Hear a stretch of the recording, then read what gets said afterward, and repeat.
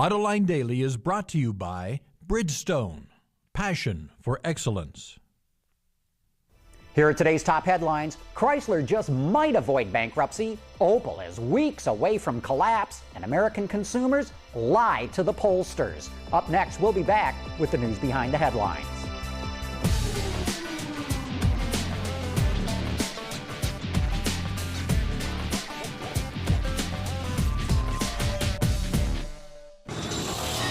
This is Autoline Daily for Wednesday, April 29th, 2009, and now the news. The clock is ticking. Tomorrow is the deadline for Chrysler to get a deal together, and you know what? They just might pull this off without going into bankruptcy. Maybe. But the company now has an agreement with all its big institutional lenders. There are some holdouts who could torpedo the deal, but Chrysler is awfully close to pulling this off. Yesterday, we reported the UAW would end up owning Chrysler with 55% of the company's stock, but the Detroit News reports that when it comes to voting rights, those shares may not give the UAW control of the company. If that's so, I wonder what Fiat's potential 35% stake in the company means. We need to hear more details on this one. Opel needs to find a new owner within a matter of weeks, says the head of the company's work council, which represents labor. Bloomberg reports that Klaus Franz of the Work Council says Opel only has a matter of weeks before it runs out of cash. As desperate as he sounds, however, the Works Council slammed the door in Fiat's face. They don't want anything to do with Fiat and would prefer to see Magna get a hold of Opel.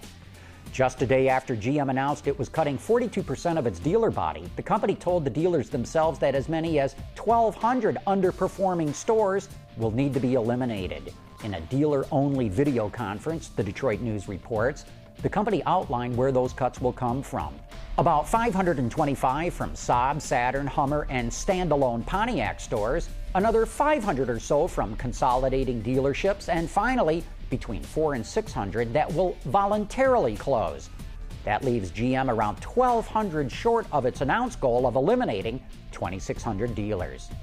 According to a poll done by R.L. Polk, 55% of U.S. consumers plan to buy a new vehicle within the next 2 years.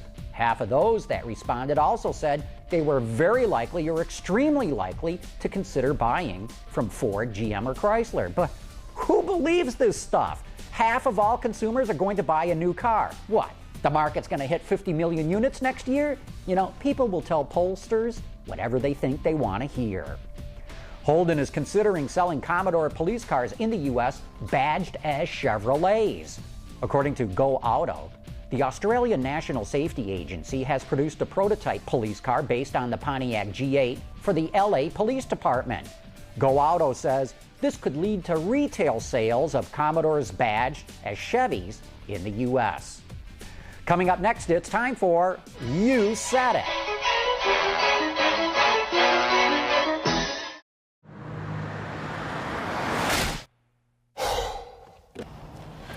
Changing tires out here could be dangerous, but with these tires, I don't need to worry.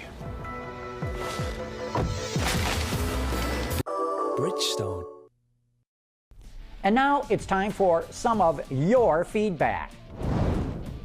This is You Said It. Every day we get all kinds of comments and questions from you, our viewers, and You Said It gives me a chance to respond. Our report on legislation to make hybrid cars noisier so blind people can hear them generated quite a bit of internet chatter with you. Kit Gearhart wrote in to suggest, how about an angry dog sound for a hybrid at low speed under electric-only power? I don't know, Kit. That sounds a little mean, but then again, I always wanted a car horn that sounded like a car locking up the brakes. That would get people's attention, so I can't complain too much about a barking dog. And Bad Nickel twittered into us with what he thinks would be the perfect sound effect for hybrids to play as they roll down the street.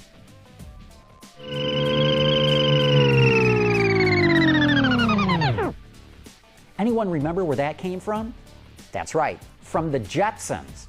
And then going back to all the big news that we've been reporting, Todd Jaspers wrote in to say, it's like a huge blur. I can't believe what I've been seeing the past 2 weeks. Never thought I'd ever see this day. Amen, brother. This auto industry is going through truly historic times. Let's just hope we see a full recovery in the years ahead.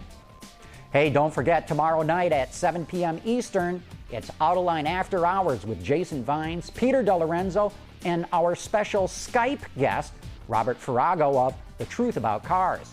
If you don't know Robert, or T-Tac, he's been lobbing grenades at Detroit for years. So, like the song said, this ain't no party. This ain't no disco. This ain't no fooling around. This ain't gonna be no poetry reading. So tune in tomorrow night.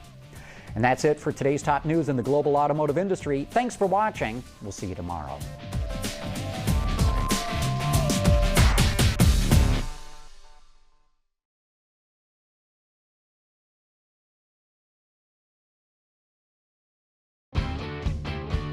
Visit our website for even more great content all week long.